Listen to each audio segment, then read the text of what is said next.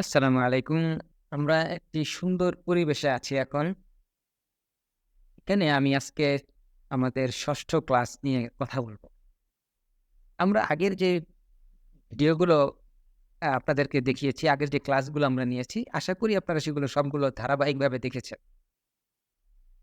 এবং আমি এমনভাবে আপনাদেরকে বলছি যেন আপনারা একটির সাথে আরেকটি সম্পৃক্ত করতে পারেন এবং ধারাবাহিকভাবে যেন আপনারা আস্তে, আস্তে স্কিল অ্যাচিভ করতে পারেন।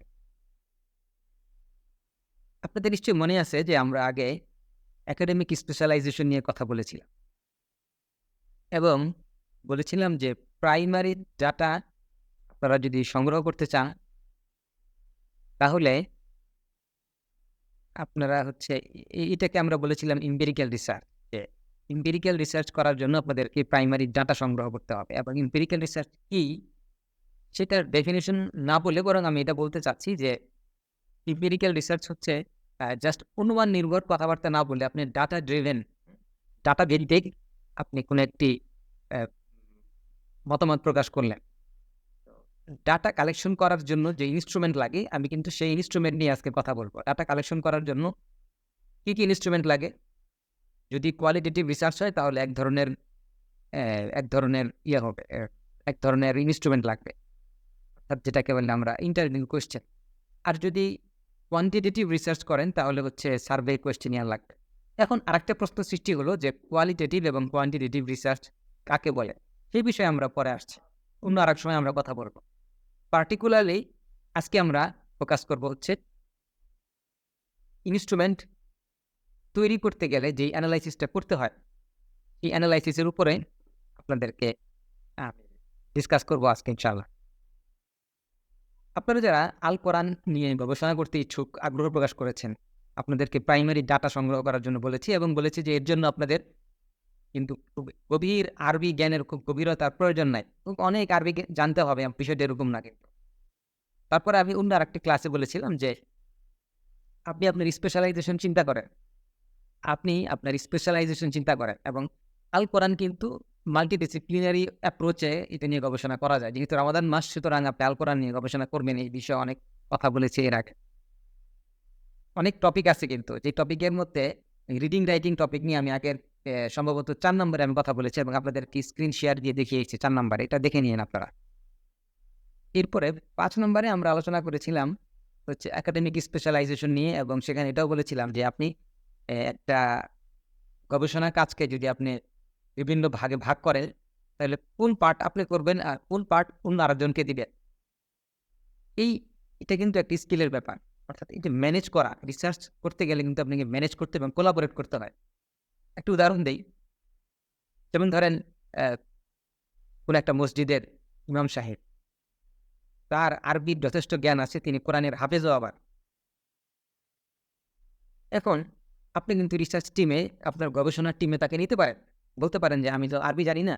আপনি কোরআন শরীফে এই বিষয়ে কি আছে সেটা একটু বের করে দেন। আর আপনি আরেকজনকে দায়িত্ব দিলেন যে, আপনি ডাটা কালেকশন করে দেন। আপনি আরেকজনকে দায়িত্ব দিলেন যে, আপনি ইনস্ট্রুমেন্ট করেন। আরেকজন লিটারেচার রিভিউ করছেন।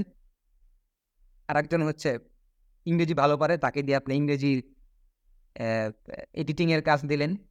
এভাবে ৩-৪ জন মিলে কিন্তু খুব সুন্দর একটি গবেষণা শেষ করা যায়। ১ মাসে এটা সম্ভব যদি আপনারা ঠিকমতো ম্যানেজ করতে পারেন। এইজন্যই আমার স্লোগান হচ্ছে, আমার কথা হচ্ছে যে রমাদান শেষ হওয়ার আগেই আপনি ১ মাসের মধ্যে গবেষণা শেষ করতে পারবেন। একেবারে প্রকাশযোগ্য একটা ম্যাটেরিয়ালস তৈরি করতে পারবেন। তাহলে এখন আমি আপনাদেরকে পার্টিকুলারলি নিয়ে যাচ্ছি একজন বইয়ের দিকে, যেই বইয়ের নাম আমি এবং বইয়ের কভার আমি কয়েকদিন আগে আ আমার ফেসবুক পেজে আমি শেয়ার করেছিলাম এবং বলেছিলাম যে এটা হচ্ছে নানালি। হ্যাঁ? NUL তারপরে হচ্ছে ALLY। এই বইটি হচ্ছে যারা জরিপ বা কোয়েশ্চেনিয়ার নিয়ে কাজ করে তাদের একটা এনালাইসিস করতে হয়। অর্থাৎ কোয়েশ্চেনিয়ারের অ্যা হচ্ছে আপনার কি বলবো এটা সাইকোমেট্রিক প্রপার্টি বা কয়েকটা কোয়েশ্চেনিয়ার যে ভ্যালিড এবং রিলায়েবল একটা কোয়েশ্চেনিয়ারের মধ্যে কি থাকে? একটা জরিপ কোয়েশ্চেনিয়ারের মধ্যে কিছু প্রশ্ন থাকে। সেই প্রশ্নগুলো লেখার জন্য লিকার্ট স্কেল ব্যবহার করতে হয়। তো এখন এইটা সাইকোমেট্রিক অ্যানালাইসিস বা এই যে একটা কোয়েশ্চেনিয়ারের রিলায়েবিলিটি এবং ভ্যালিডিটি অবশ্যই এখানে আমি ৩টা শব্দ বলেছি আপনাদেরকে, রিলায়েবিলিটি, ভ্যালিডিটি, সাইকোমেট্রিক অ্যানালিসিস। ৩টা ভোকাবুলারি কিন্তু আমরা অনেক মানে কোনো এক সময় হয়তোবা ব্যাখ্যা করে দিব। রিলায়েবিলিটি হচ্ছে যে কোয়েশ্চেনিয়ার দিয়ে আমি ঠিকভাবে ডাটা পাচ্ছি কিনা, রেসপন্ডেন্টের কাছ থেকে ডাটা পাচ্ছি কিনা, এটা হলো রিলায়েবিলিটি। আর ভ্যালিডিটি হচ্ছে যে আমি যা জানতে চাচ্ছি তা জানার জন্য এই কোয়েশ্চেনিয়ার যথেষ্ট কিনা। তাহলে রিলায়েবিলিটি এবং ভ্যালিডিটি ইংরেজির আবিধানিক অর্থ দিয়ে আপনি বুঝতে পারবেন না, বরং এটির পারিভাষিক অর্থ আপনাকে রিসার্চ রিলেটেড যে বইগুলো আছে সেই বই থেকে আপনাকে জেনে নিতে হবে।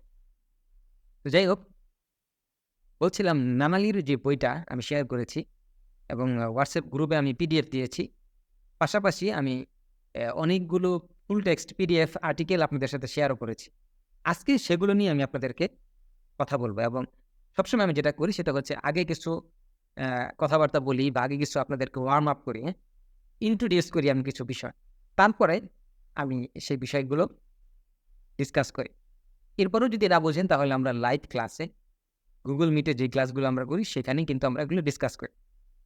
প্রশ্ন থাকলে সেখানে করবেন, না বুঝলে কমেন্টে লিখবেন। এইভাবেই তো আপনারা শিখবেন। রিসার্চ শিখলে কী লাভ সেগুলো এখন আর বলে আপনাদের সময় নষ্ট করতে চাচ্ছি না। চলেন আমরা এখন কিছু আর্টিকেল ওপেন করি। তার মধ্যে আমি একটা আর্টিকেল ওপেন করছি, দেখেন।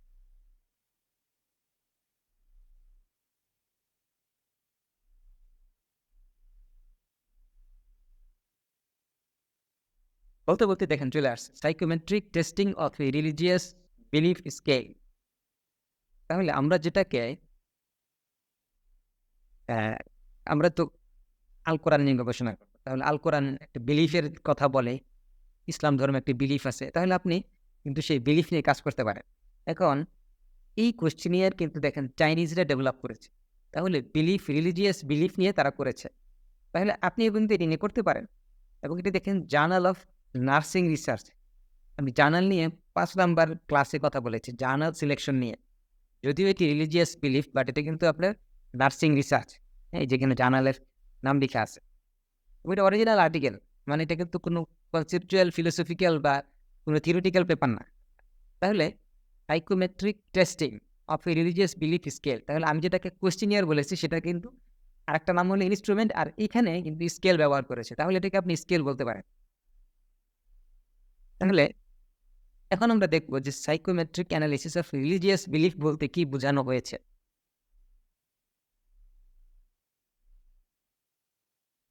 দি less frequent nature of religious practice. এখানে তাইওয়ানের 3টি মেজর ধর্ম নিয়ে কথা বলা হয়েছে, এবং দেখেন এই রিলিজিয়াস গ্যাদারিং, রিলিজিয়াস অ্যাক্টিভিটি, বিভিন্ন বিষয় নিয়ে কথা বলা হয়েছে। ক্রস সেকশনাল স্টাডি ডিজাইন, তাহলে আপনারা কিন্তু এটাও ফলো করতে পারেন। হ্যাঁ, একটা আর্টিকেল কিন্তু আসলে অনেক গভীরভাবে পড়া যায় চাই। হ্যাঁ, আমি দেখেন ক্রস সেকশনাল স্টাডি ডিজাইন, সুন্দর।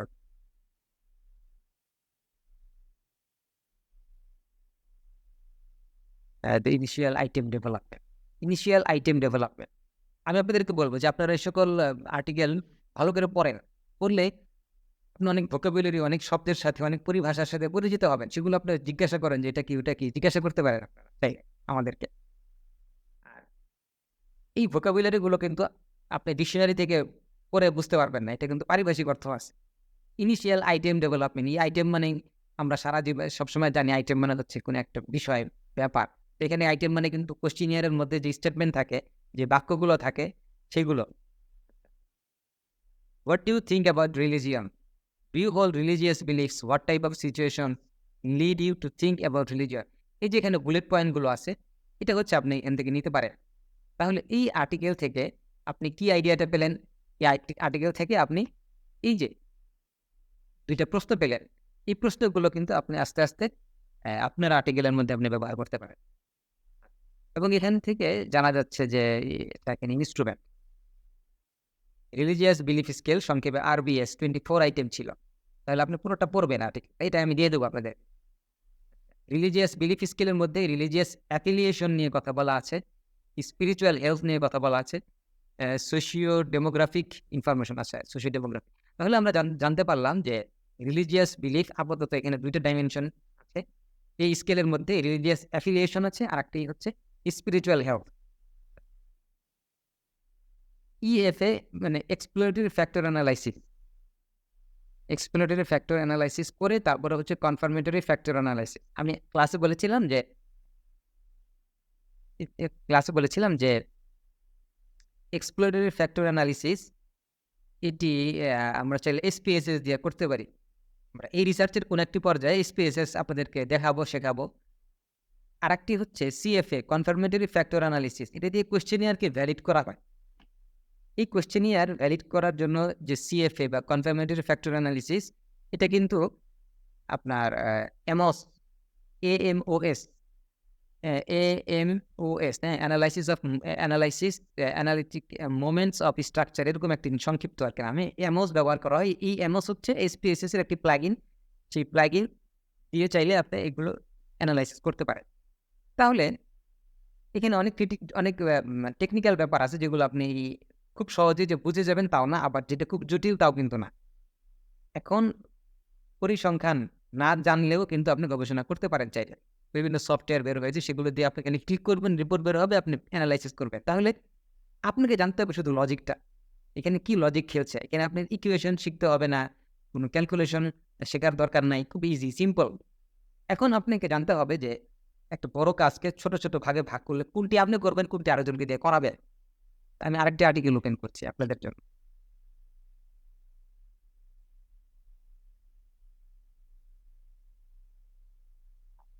দেখুন। Psychometric validation and translation of religious and spiritual measure. Translation কেন? এই জন্য ট্রান্সলেশন যে রিলিজিওসিটি এবং স্পিরিচুয়ালিটি নিয়ে গবেষণা হয়েছে, কিন্তু এটার কোনো এই লেখক যেই ভাষায়, সেই ভাষায় হয়তো বা কোশ্চেনিয়ার ছিল না, এই জন্য এটাকে অনুবাদ করে তারপরে এটার ভ্যালিড করতে হয়েছে। এবং ভ্যালিডেট করা, রিলায়েবিলিটি টেস্ট করা, এটাকে কিন্তু সাইকোমেট্রিক অ্যানালিসিস বলে।